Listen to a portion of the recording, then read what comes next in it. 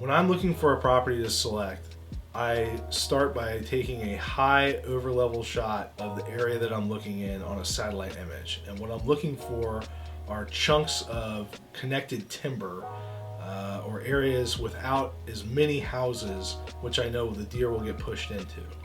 So what I'll do is I'll start and look at a really high-level overview. I'll find those chunks and I'll start zooming in on them. Make sure that they're private, that they're not parks, because here the parks have a different program to hunt in. It's not accessible. And then I start identifying property lines. So by seeing these large chunks of timber, I'm able to figure out where the deer get congregated into. In my area outside of Washington, D.C., those areas are generally floodplains or areas that are undevelopable. Otherwise, there would already be houses there. Now, it's important to note that I'm not shying away from houses, but rather just finding areas that the deer are going to congregate to instead of just all housing areas.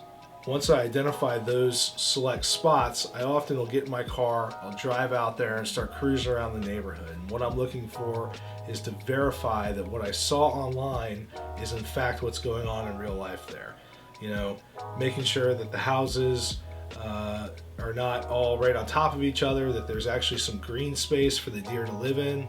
It's pretty normal to go out and see deer out in the fields, out in gas lines, you know, in the areas that we're in, and then you start seeing signs of extreme deer damage.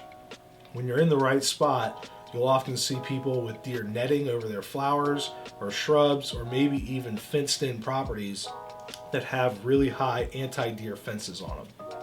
From that, I'll try to isolate the areas that I'm seeing the most deer on, and then I'm going to start knocking on doors.